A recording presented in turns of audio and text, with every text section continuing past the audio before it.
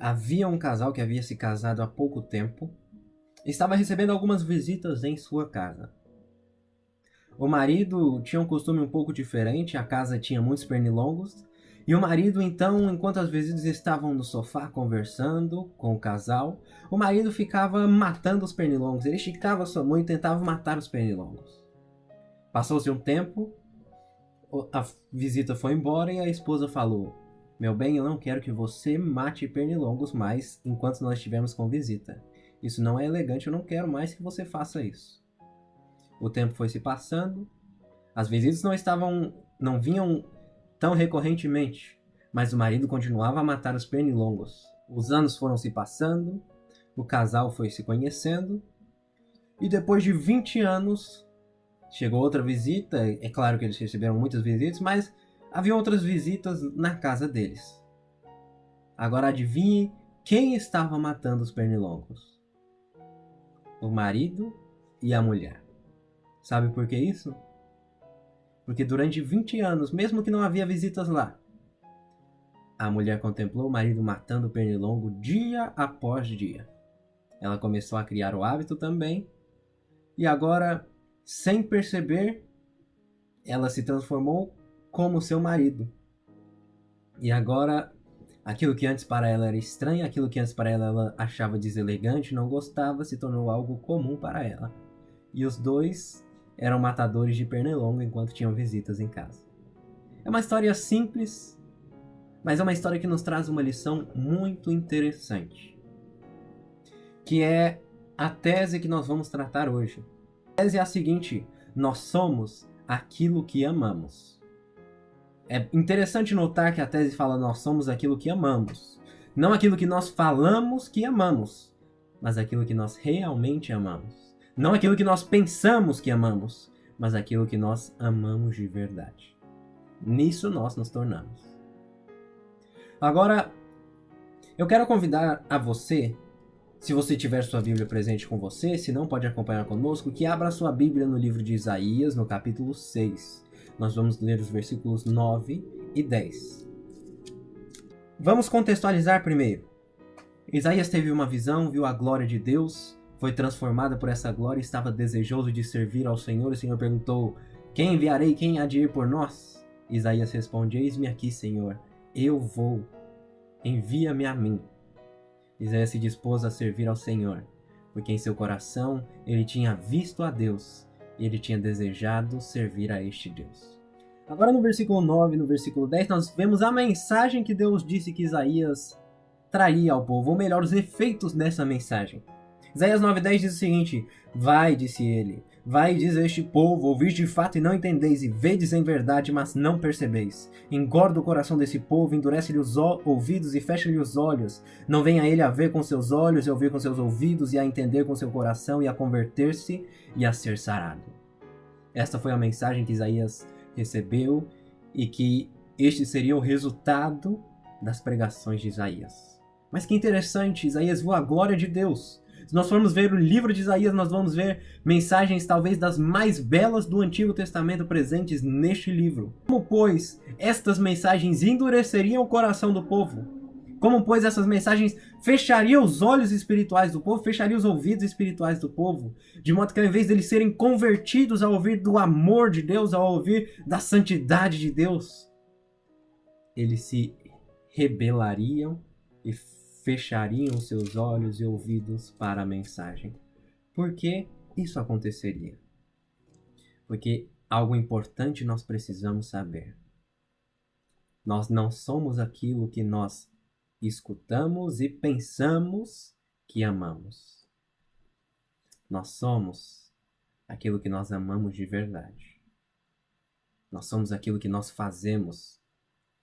Porque, querendo ou não, nós fazemos o que amamos.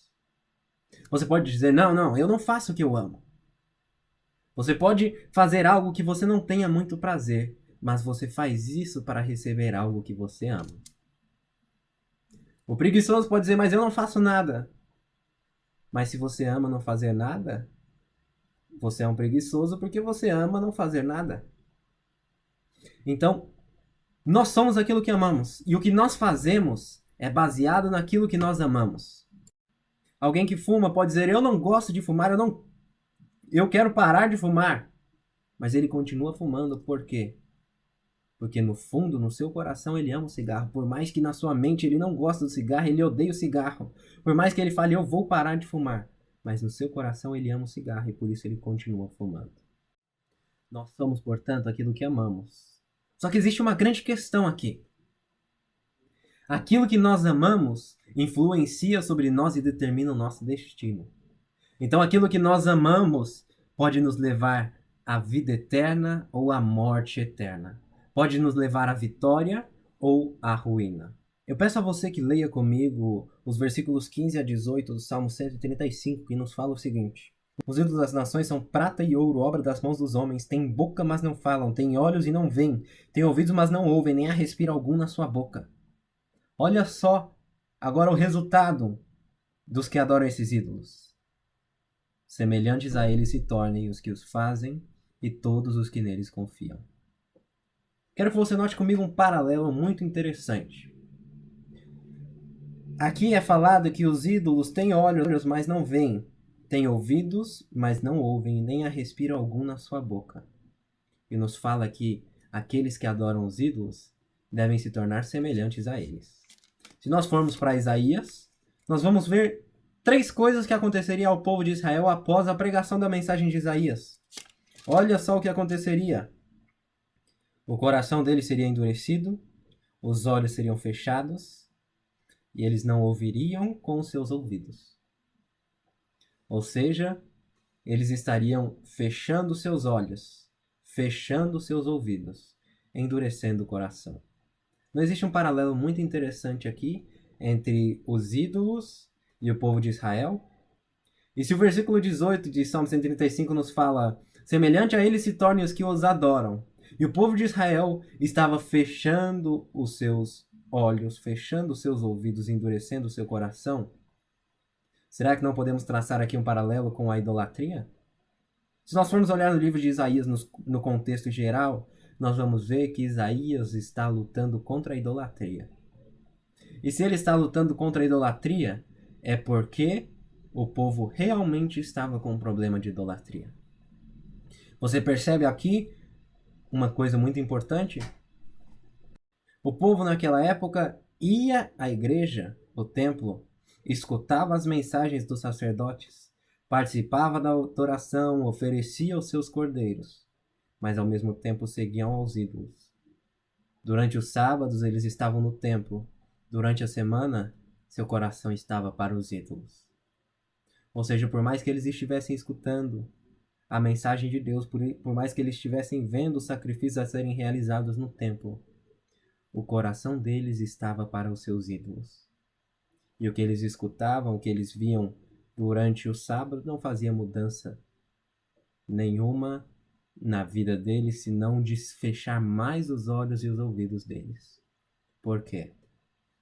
Porque aquilo que nós adoramos, aquilo que nós amamos, nisso nós nos tornamos.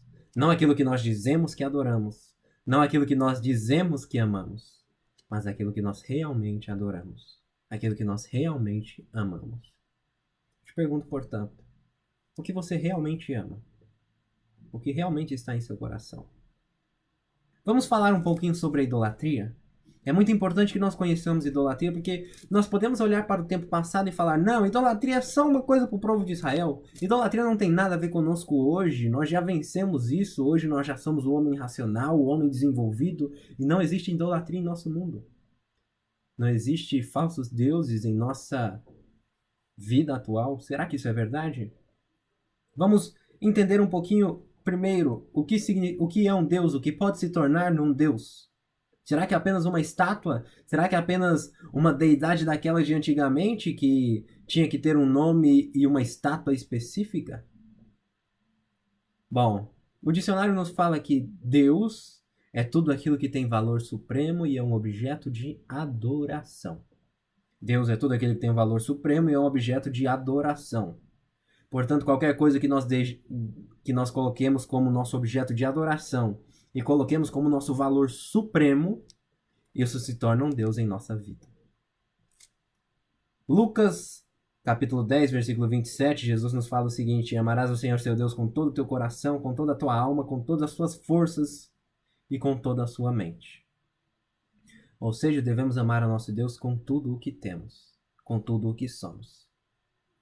Se nós pegamos alguma coisa e amamos essa coisa na mesma altura que devemos amar a Deus, amamos da mesma maneira que nós amamos a Deus, se nós compartilhamos o nosso amor a Deus com algum outro amor, na mesma importância, isso se torna um ídolo.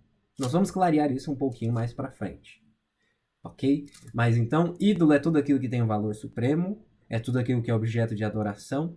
Trazendo para a aplicação bíblica, idolatria é quando nós amamos de todo o coração algo que não seja Deus. Idolatria, portanto, é quando nós pegamos algo da criação e damos o mesmo valor que o Criador.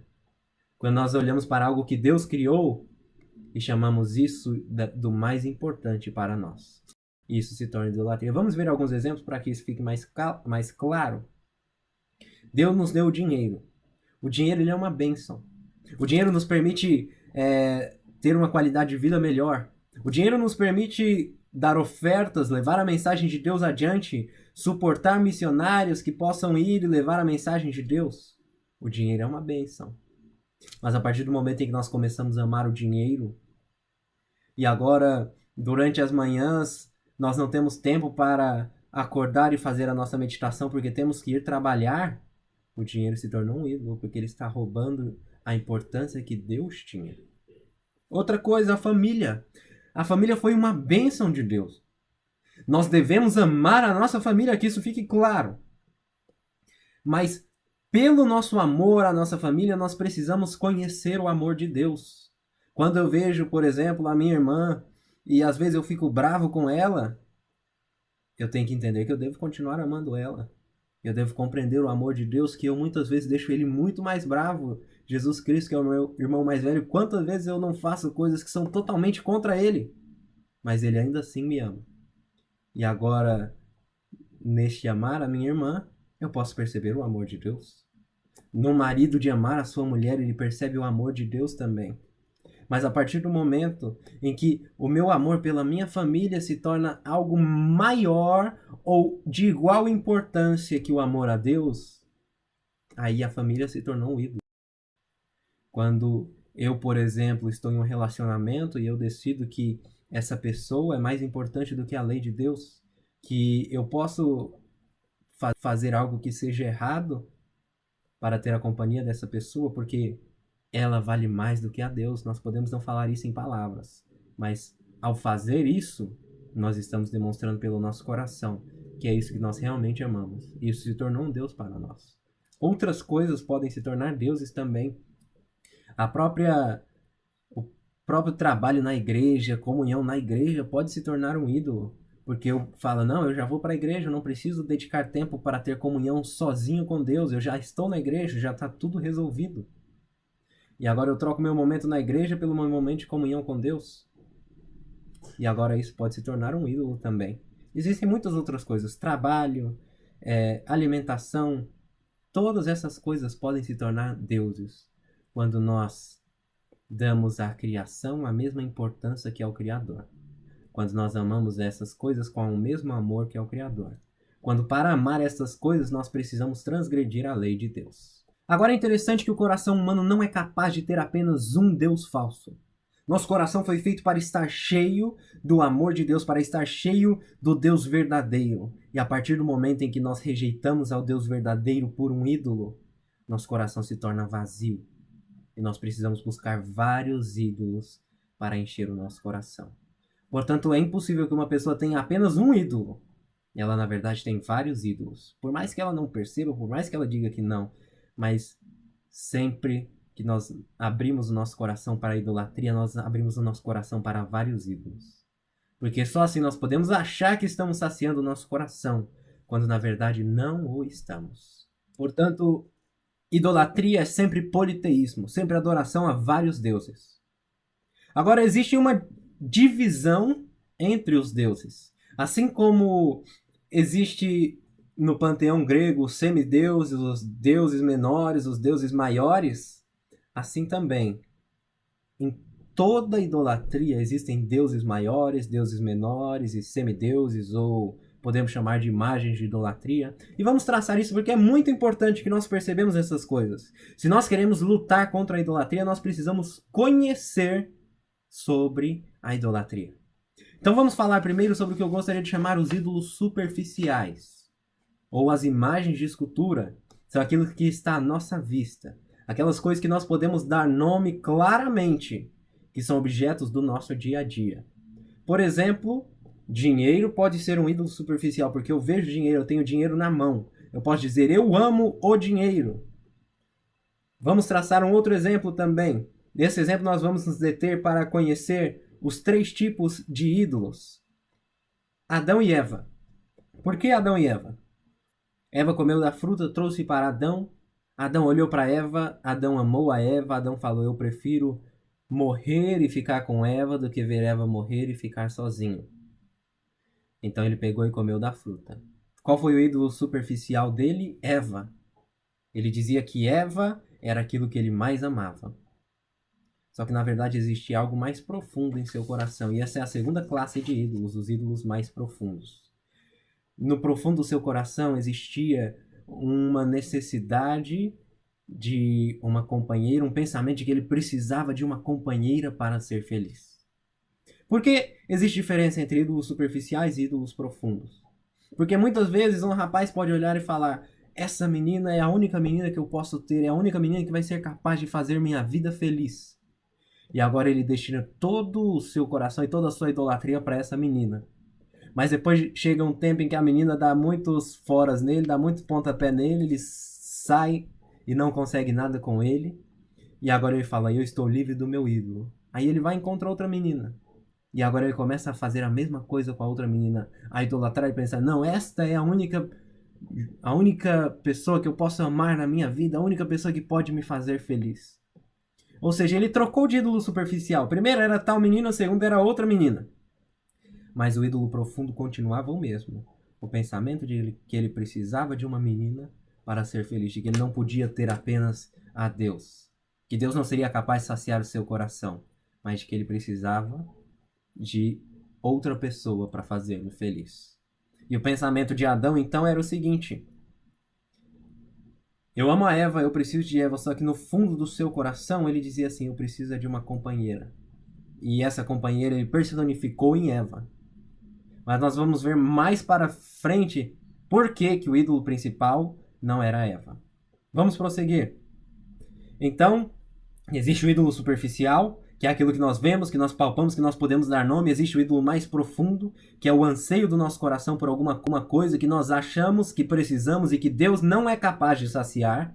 Adão achou que Deus não seria capaz de dar outra companheira para ele ou de fazer alguma restauração em Eva, e por isso ele disse, eu prefiro mais a ter uma companheira do que ter a Deus.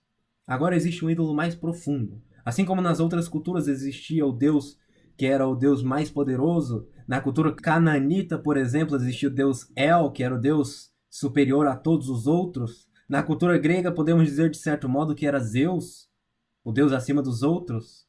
Assim também existe um Deus que é o Deus supremo, que todos os outros deuses, um Deus, lembrando que é o Deus supremo com letra minúscula, em que todos os outros deuses obedecem e servem a este Deus. Você sabe qual é esse Deus?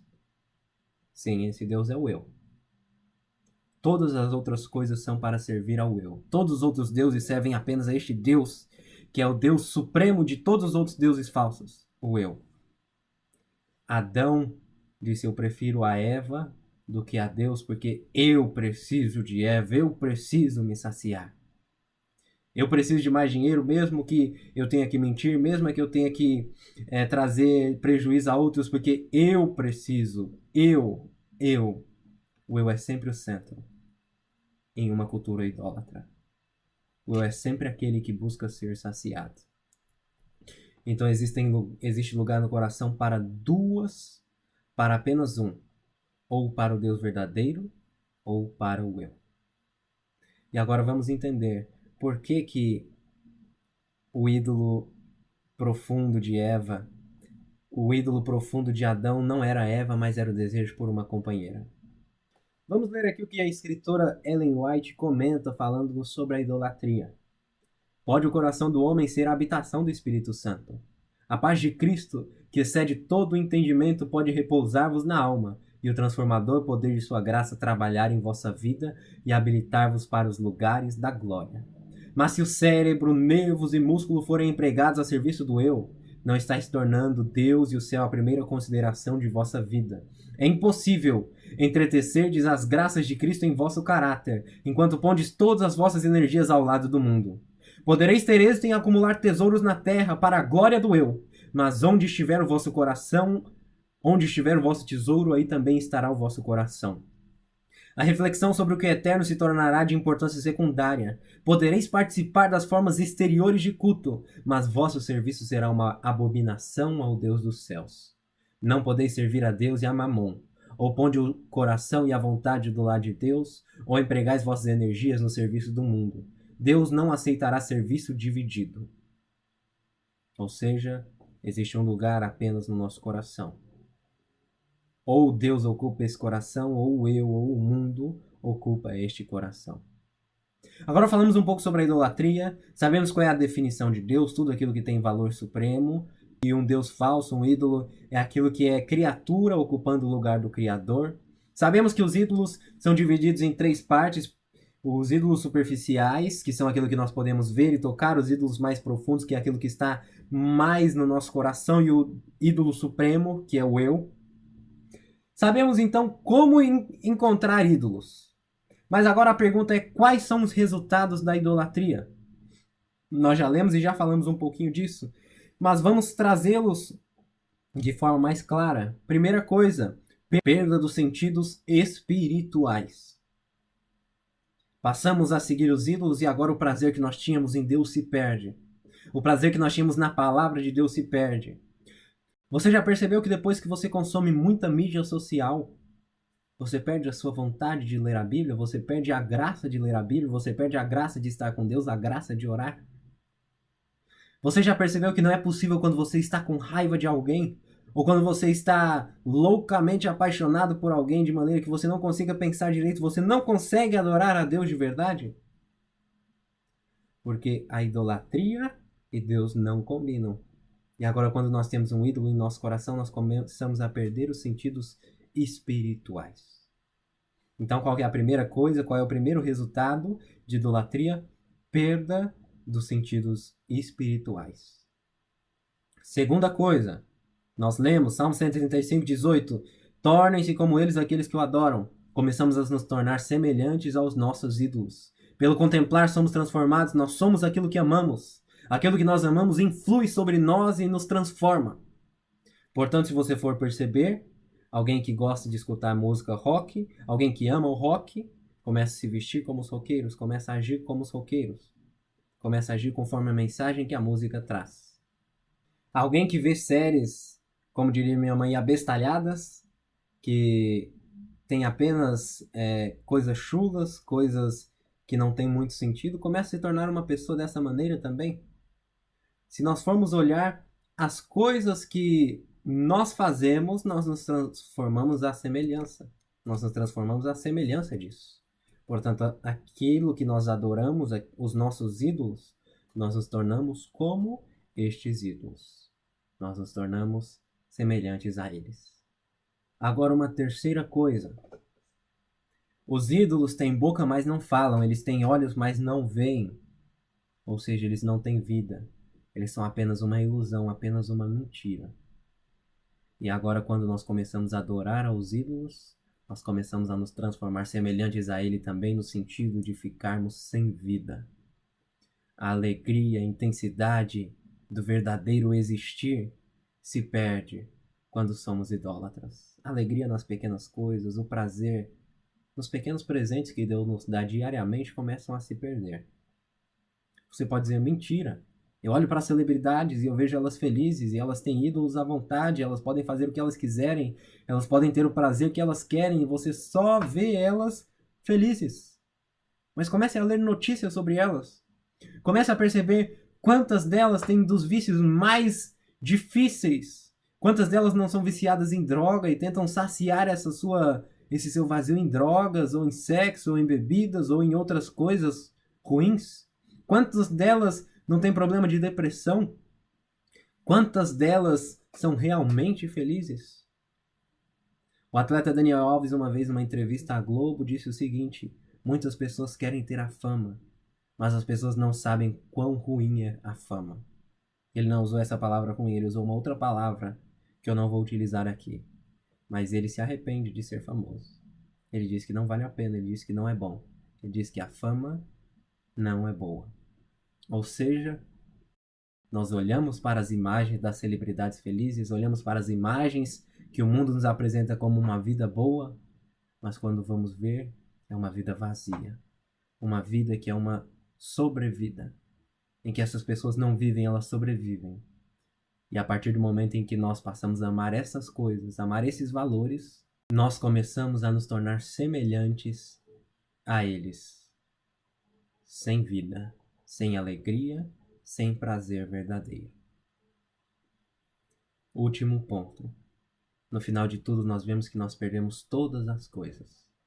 Nós vemos que a vida finalmente nos foi embora, e quando nós estamos finalmente a dar o nosso último suspiro, nós falaremos como sabe Salomão: vaidade de vaidade, tudo é vaidade. Dediquei meu coração a todas essas coisas, mas nenhuma delas foi capaz de me saciar. Dediquei minha vida ao inútil e tornei-me um inútil. E agora vou embora sem deixar nada. Vou embora sem levar nada. Vou embora sem nada.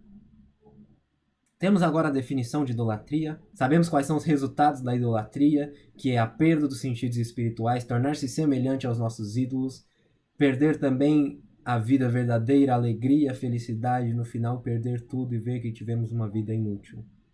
E agora vamos chegar à pergunta final. Como podemos nos livrar dos nossos ídolos? Como podemos nos livrar da idolatria? No começo eu falei do homem que fumava e que ele tentava se libertar do cigarro, mas ele não conseguia se libertar do cigarro. Ele luta talvez durante toda a sua vida contra o cigarro, mas o cigarro é um ídolo tão profundo que ele não consegue se libertar disso. Outras pessoas estão com diabetes, estão lutando contra a diabetes, mas não conseguem parar de comer doce. Eles falam: eu vou parar, mas eles não conseguem, porque parece ser algo mais forte do que eles. E os ídolos são dessa maneira, eles são mais fortes do que nós, os ídolos nos dominam. Mas como nós podemos nos libertar da idolatria? Como podemos deixar os nossos ídolos? Vamos ver agora 4 passos que nós devemos seguir para nos libertar, para vencermos a idolatria. É interessante notar que a luta contra os ídolos vai ser uma luta que durará durante todo o nosso período aqui nessa terra. Porque sempre a carne estará nos tentando, sempre o diabo estará a nos apresentar ídolos, sempre o diabo estará a tentar nos derrubar.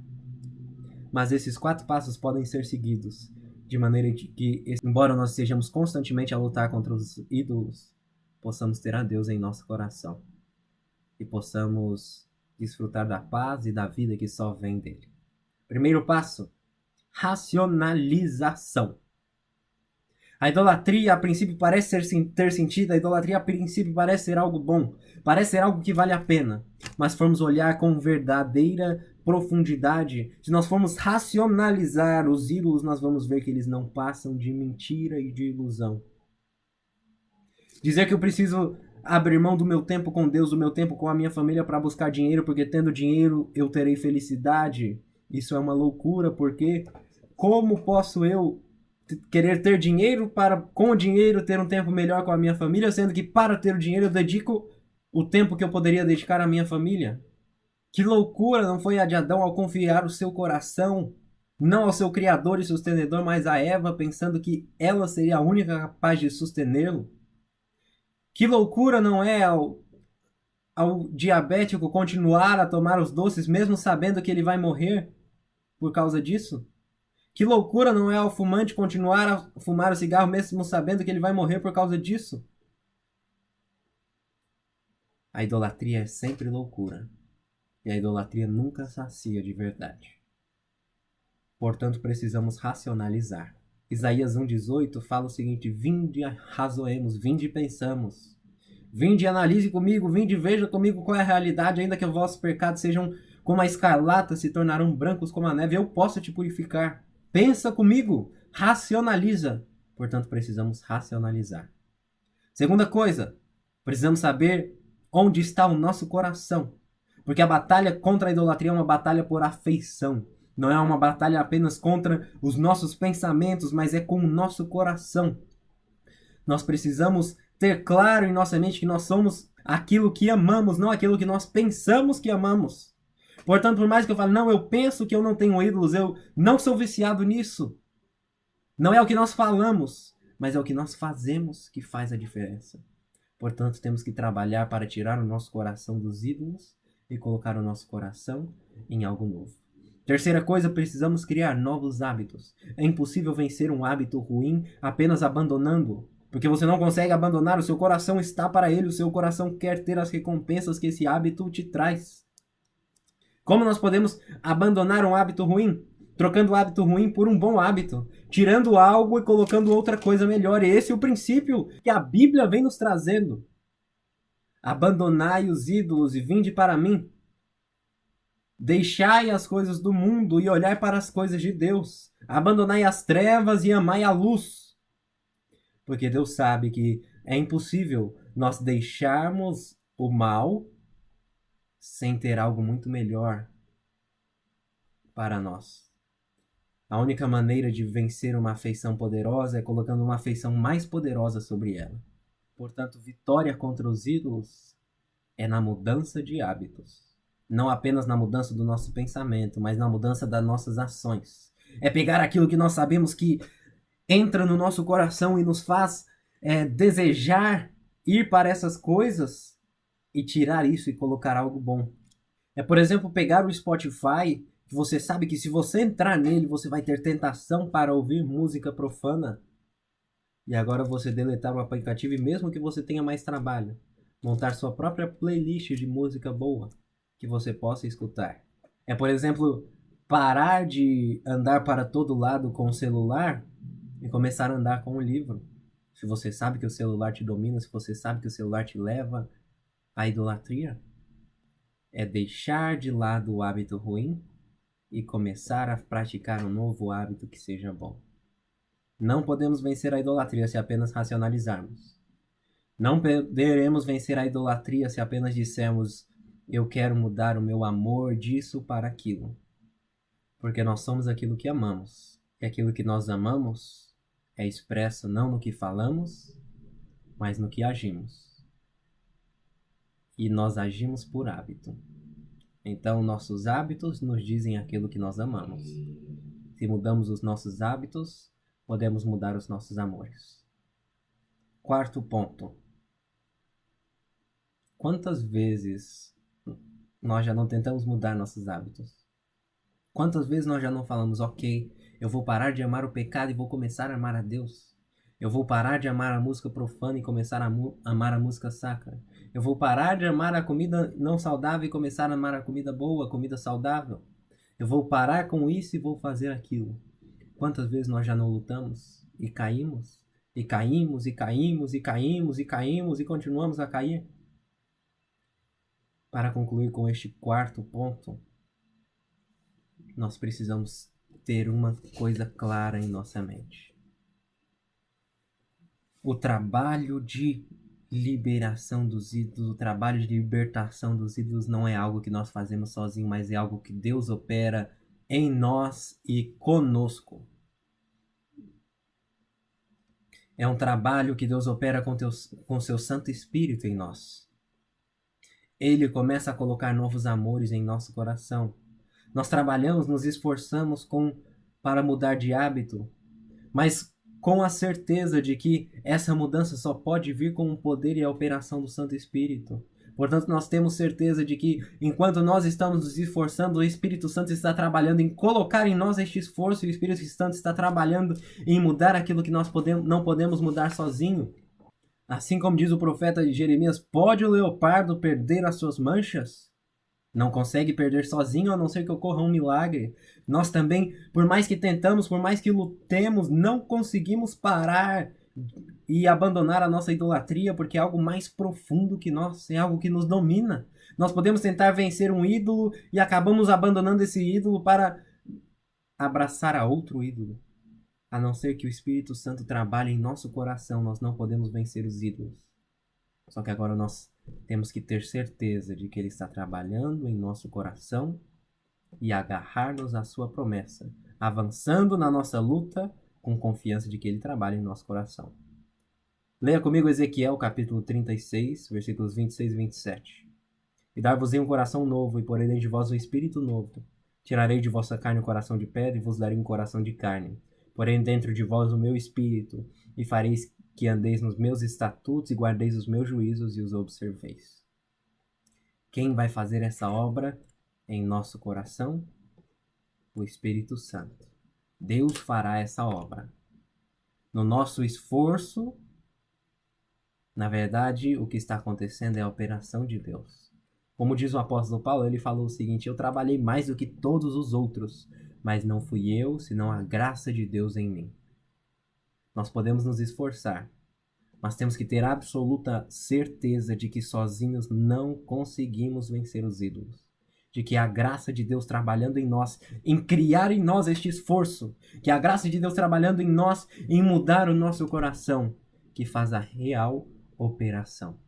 Portanto, confiemos em Deus plenamente. Nos agarremos a Ele, com fé, e deixemos que Ele transforme o nosso coração.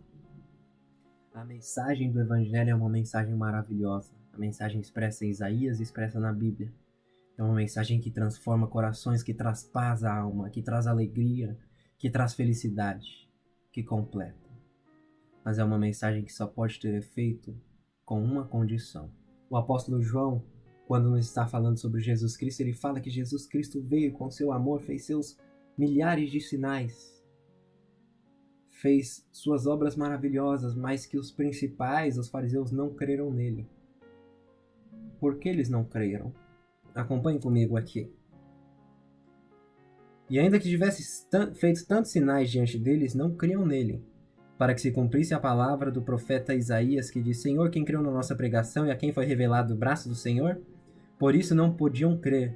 Pelo que Isaías disse outra vez: cegou-lhe os olhos e endureceu-lhes o coração, a fim de que não vejam com os olhos e compreendam com o coração e se convertam e eu os cure. Isaías disse isso quando viu a sua glória e falou dele. Apesar de tudo, até muitos dos principais creram nele, mas não confessavam por causa dos fariseus, para não serem expulsos da sinagoga. Por quê? Versículo 43, João 12, 43. Porque amavam mais a glória dos homens do que a glória de Deus. Onde está a grande questão? O que você ama mais? A si mesmo, a sua própria glória ou a glória de Deus? Se você está disposto a deixar que Deus trabalhe no seu coração, tire os ídolos do seu coração e coloque o amor dele em seu coração, se você está disposto a aceitar que Deus faça esse trabalho, você poderá receber a mensagem de Cristo e ver a sua glória, ver a sua beleza e ser saciado por ela. Mas se em seu coração você tem o seguinte pensamento: não, o que mais importa sou eu, o que mais importa é o meu próprio prazer, o que mais importa é a minha satisfação apenas. Se você não está disposto a abrir o seu coração para que Deus te transforme, te humilhe, te purifique, nesse caso, infelizmente, você está fadado a uma vida de idolatria. Uma vida que, como nós vimos, é uma vida sem espiritualidade, uma vida sem alegria, uma vida que, na verdade, é apenas uma sobrevida, um sobreviver e não um viver. E que, no final, parecerá ter sido inútil e realmente terá sido inútil. Meu apelo para você: olhe para o seu coração. Veja que você não é capaz de mudá-lo, mas submeta-o a Deus para que Ele faça essa transformação. Que Deus lhe abençoe grandemente. Que possamos todos nos livrar dos nossos ídolos pela graça e o poder de Deus. E ver o Santo de Israel, ver a glória de Deus em nossa vida. Amém.